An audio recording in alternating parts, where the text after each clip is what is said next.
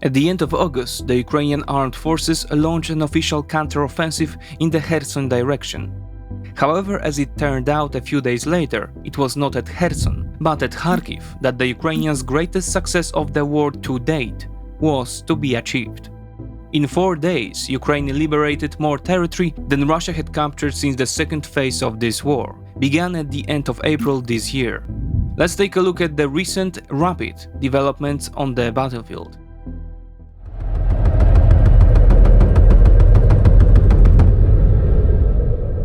The report was produced in cooperation with the Rochan Consulting Analytical Center, cited among others by the Wall Street Journal and the New York Times. Since the beginning of the war in Ukraine, Rochan publishes a daily war report called Ukraine Conflict Monitor, which presents an in-depth and unique analysis of the battlefield. You can purchase access to Ukraine Conflict Monitor via the link in the description. Kherson direction. On the 29th of August, as announced by Captain Natalia Humeniuk, spokesperson for the Joint Southern Command of the Ukrainian Armed Forces, the Ukrainians launched a broad counteroffensive in the Kherson region. Since the beginning of the operation, Kyiv has been very careful about the information sphere, so based on the fragmentary data coming down from the south, it was difficult to assess the scale of the Ukrainian campaign. In general, however, the attack was divided into 5 areas. First, Prawdyne Tomina Balka. Second, Partyzańskie Blachodatne. Third, Andriivka, Bilohirka, Suchy Stawok. Fourth, Nowodmytrivka, Archangelskie. And fifth, Wysokopilia, Petrivka, Zolota Balka. After several days of the operation, the Ukrainians liberated Wysokopilia, Archangelskie and Suchy Stawok, among others. One could also be tempted to make a few observations. Many expected a large-scale counteroffensive. Instead, although it was a frontal attack, the Ukrainians committed forces equivalent to 3 to 4 brigades deployed across the entire 200-kilometer front line. Not all available forces have been committed to the battle, so even if the attack eventually stops completely, the Ukrainians will still have some reserves that can be sent to other areas of the front. The attack appears to have taken at least some Russian formations by surprise, allowing Ukrainian units to break through the first line of Russian defenses. What's more, the most modern and advanced Ukrainian artillery assets, such as the Krab and Panzerhaubitze 2000 or M113 APCs and ex-Polish T-72 tanks, were engaged in the battle. It should be noted that despite some initial successes, the Ukrainians quickly stalled. Therefore, they changed their approach a week after launching the offensive. Frontal attacks were replaced by the use of small tactical formations supported by robust ISR capabilities, which are satellites or UAVs, supported by special forces components.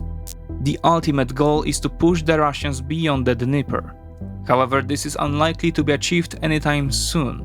At this stage, the attack is unlikely to bring operational success. The Ukrainians have used too small a force, too dispersed, to make rapid progress. Still, we must take into account one important caveat. The Ukrainians are continuing to strike Russian storage bases, logistics centers, and bridges across the theater of operations to reduce their ability to conduct maneuvers, defensive operations, and artillery fire. Russian supply lines are under constant pressure. This will be a key challenge that Moscow will need to address to ensure its forces can operate effectively north of the Dnieper. If these formations run out of ammunition, we could witness a disorganized withdrawal of Russian forces towards the river.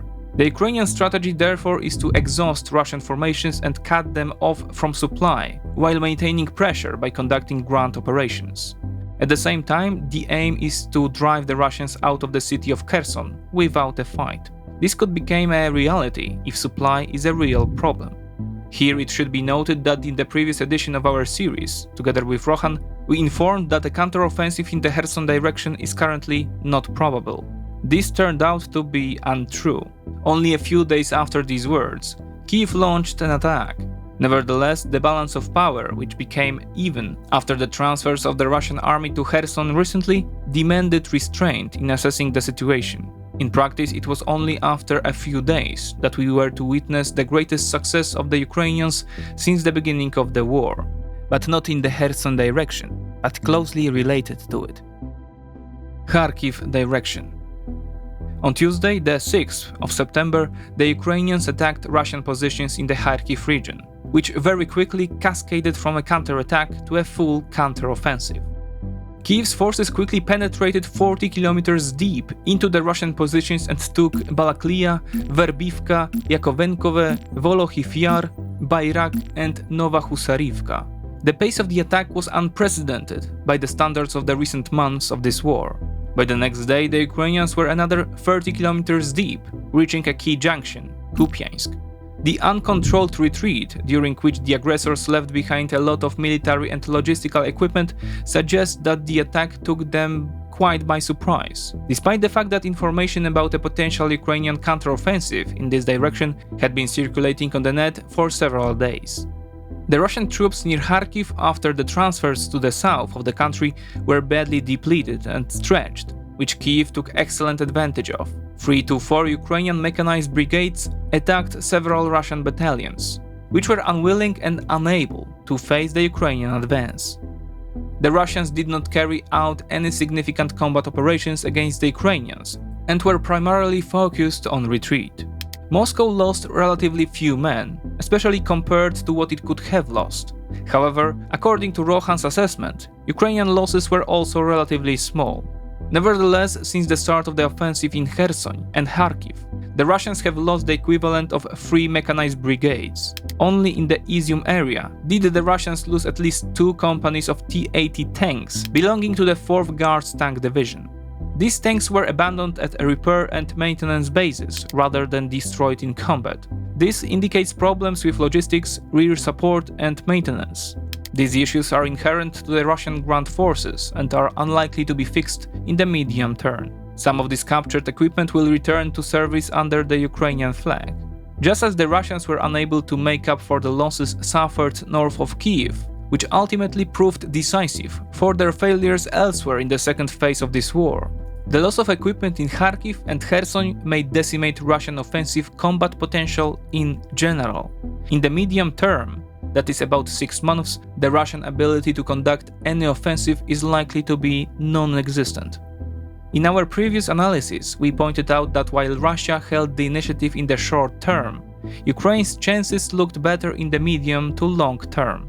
The war is now likely to move into the aforementioned medium-term perspective. In other words, it is Kiev that has the initiative. For the first time in this war, that is Kherson, Ukraine decided the time and place of its actions, and all indications are that the Ukrainians will continue to have this advantage. Crucial to the huge success of the Kharkiv counteroffensive proved to be the redeployment of Russian forces from the Kharkiv region to the southern areas of Ukraine. Hence, it can be suspected that the two events were closely linked. On Saturday, The Guardian published an article based on an interview with Taras Berezovets, a former national security advisor turned spokesman, who claims that the attack in the Kherson region was a feint and part of a larger disinformation campaign to force the Russians to shift their forces to southern Ukraine and make them vulnerable in the Kharkiv region, where the main Ukrainian attack was to take place. If this was in fact the case, the Ukrainians completely outmaneuvered the Russians. It is essential now to move beyond the Kharkiv direction, which is probably already fully liberated. The Ukrainian army stands at the door of the Lugansk region. On the February 21st, Putin signed a decree recognizing both the Lugansk and Donetsk People's Republics within their administrative boundaries. Both provinces are severely depleted of men capable of fighting. If the Ukrainians continue to push into the Lugansk region, the collapse of defenses there could be as significant as in the Kharkiv region. Russia is hastily assembling reinforcements, but as of Sunday, September 11th, it is difficult to estimate their size, strength and location. The current front line is based on the Oskil River, and another defensive line may be formed on the Severodonetsk-Troitske section. There are two major differences between the Kherson and Kharkiv offensives. Firstly, in the days leading up to the attack, Russian social media accounts reported a Ukrainian gathering in the Kharkiv region, so the attack was not entirely unexpected. Moscow must also have been aware of the movement of Ukrainian forces into the area. In Kherson, the Ukrainians achieved operational surprise, at least as to the date, but not the general direction of where the attack would take place. Secondly, in Kherson, Kiev restricted access to information about the progress of the attack from the start. In Kharkiv, we are on the other side of the spectrum, where the influx of information about the progress is huge. The aim of the information campaign is clear: to show that the Russians are being overrun, to disorganize the Russian response, and to degrade the morale of Russian forces. And it is working. This seems to indicate that Kyiv expected many difficulties in Kherson, and that it did not expect a quick victory. Moving forward, the main question is whether the Russians will now start withdrawing their forces from southern Ukraine to patch up the holes in their defense lines in northeastern Ukraine. If this happens, the Russian ability to maintain its forces north of the Dnieper will be significantly degraded. In the other directions, the situation remains more or less stable, although there is speculation that another Ukrainian counteroffensive could take place in the Zaporozhye direction. Overall, Ukraine has liberated more territory in 4 days than Russia had captured since the second phase of the war began, in late April this year. Russian advances since April have been chaotic. Since then, Moscow has achieved 3 tactical successes. It broke through Kyiv's defensive lines at Popasna, Severodonetsk and Lysychansk, allowing the Russians to make relatively quick gains. But although the Ukrainian formations were harassed, they were not defeated, and withdrew with their equipment to the second lines of defense. Russia's lack of available reserves determined that it was unable to pursue the retreating Ukrainians and prevent them from taking up new defensive positions. Russia therefore relied heavily on moving its forces across the theater to shift the local balance of forces in its favor and make incremental gains. Russian forces in the Kharkiv region have been defeated, and Russia is now hard-pressed to respond to current events. The Kremlin, in order to establish new defensive lines, is likely to rely on the newly formed 3rd Army Corps and some formations that are forming in the Belgorod region. However, we do not currently foresee that the Russians making any offensive attempts. They lack manpower and equipment. Operations will focus on stabilizing the front to prevent Kyiv from making further gains. From Kyiv's perspective, there are reasons for cautious optimism. After 2 Ukrainian offensives, the Kharkiv one actually ended, we may have entered the 3rd phase of this war, characterized by an increased pace of Ukrainian counterattacks. This is highly unlikely for the time being, but it must be added, argues Rochan, that a Ukrainian counteroffensive near Kharkiv could have a devastating impact on Russia's overall posture. We could witness a complete collapse of the Russian presence in Ukraine.